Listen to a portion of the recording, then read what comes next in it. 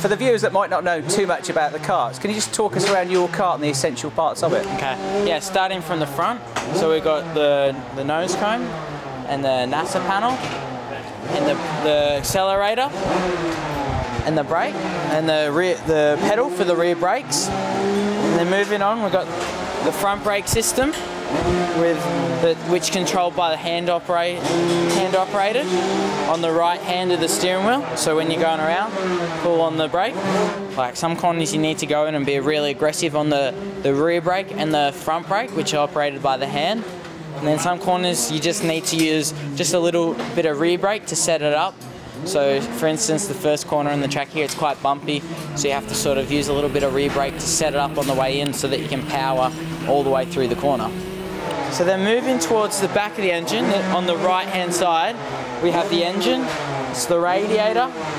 We have a radiator flap to control temperature. We've got the airbox, the carb. Yeah, around the back of the kart now, from where it's starting, we should have a sprocket here, which we would when we were racing, that's connected onto a chain and onto the front drive to power the rear wheels of the kart.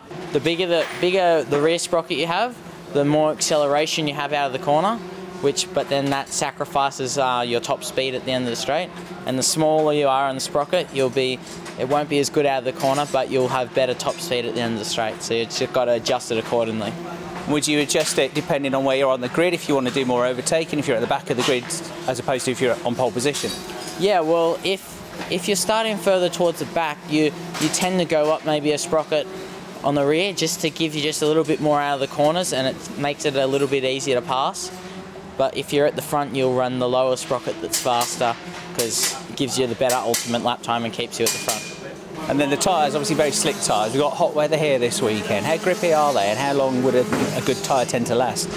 Around here, I'd probably say around 50 laps, like good running on the tyre, like with fast times.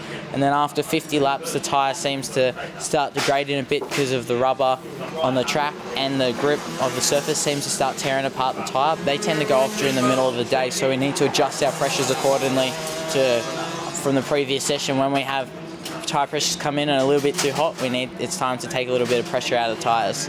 And you're talking sort of tiny fractions here, aren't we, when you change things? Yeah, 0.1 or 0.2 of the PSI is all that it needs, so yeah. At Genk, the first round, everybody was so close, it seemed that maybe half a second difference between kind of the front runners and the back runners over a lap, so every little detail matters, doesn't it? Yeah, exactly, like especially here, the track's a little bit shorter here, so it seems to bring everyone even closer once again, so we've got to make sure that all the karts are finely tuned to make us run at the front.